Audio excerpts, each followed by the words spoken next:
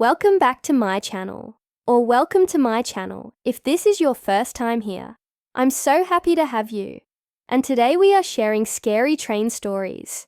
So let's get into it. And the first one is called The Train in the Fog by Greg Walters. I was 18 years old and had just finished high school. I was working at a hotel in the area for the summer and saving money to start college in the fall. My girlfriend and I were driving home from visiting some friends about an hour away. It was late at night and the roads were empty. We were almost home when suddenly the road turned into gravel and the street signs indicated that we were approaching a railroad crossing. I didn't think much of it until we rounded the bend and saw a long line of cars waiting to cross the tracks.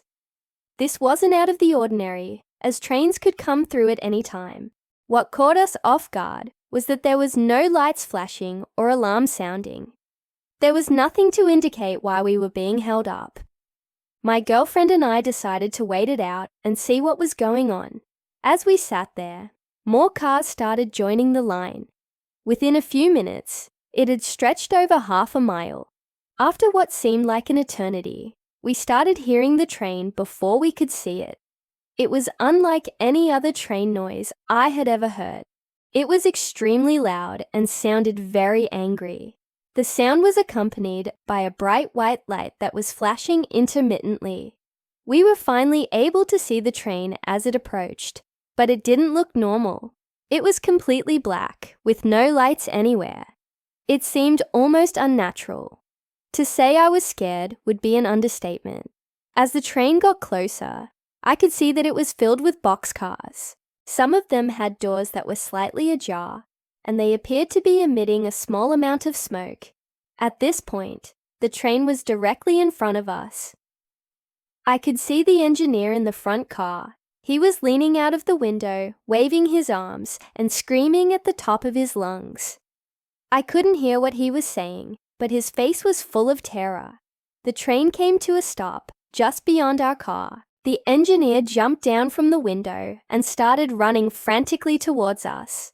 He was yelling something, but again, we couldn't hear him. He was dressed in clothes that looked like they hadn't been washed in weeks. His hair was unkempt, and he was covered in dirt. He was clearly agitated. The train started emitting a horrible stench. It smelled like death. The man stumbled up to our car and started banging on the window.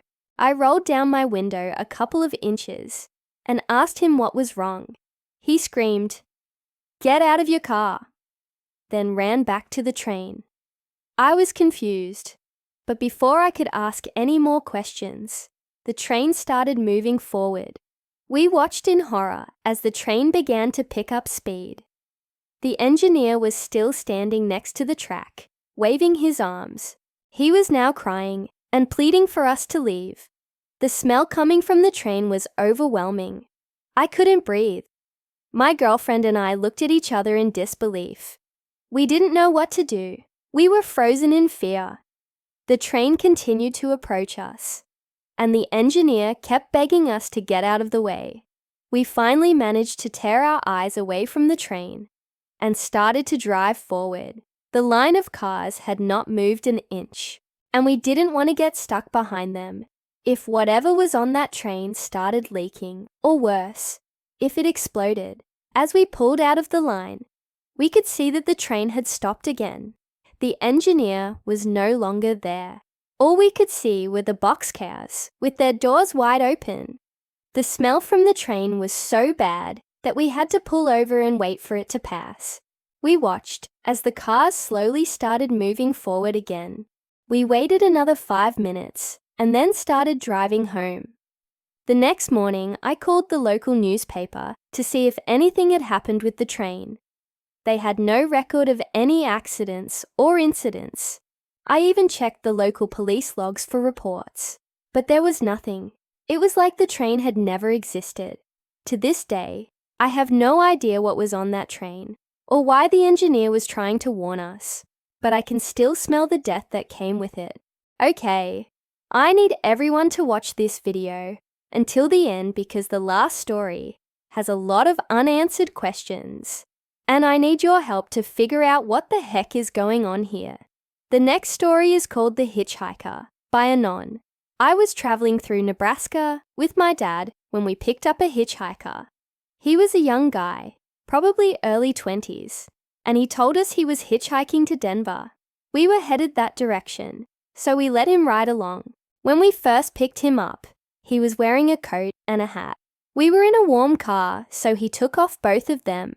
Underneath his hat, he had no hair, completely bald. He said he'd been in an accident years ago and lost his hair.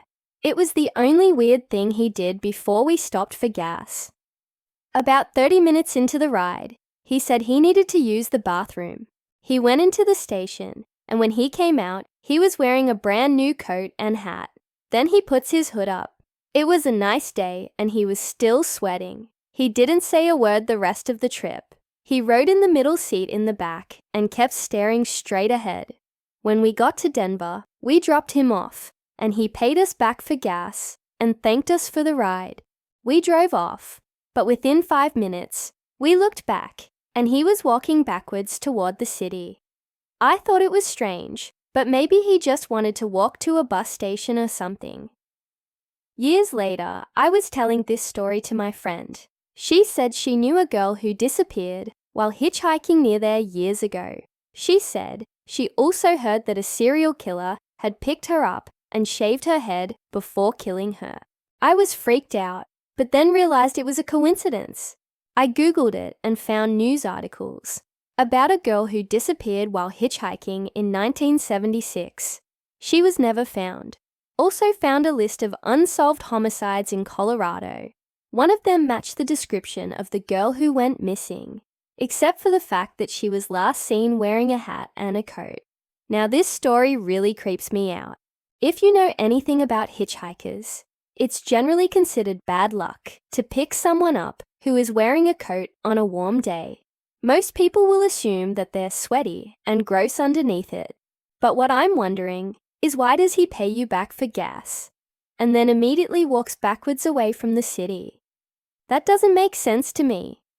And then the fact that there was a girl who disappeared hitchhiking around that same time, and she was last seen wearing a coat and a hat, just adds a whole new level to this story.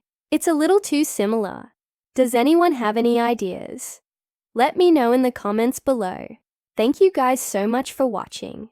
And if you enjoyed this video, please hit that thumbs up button because it really helps me out. I'll see you next time. Bye.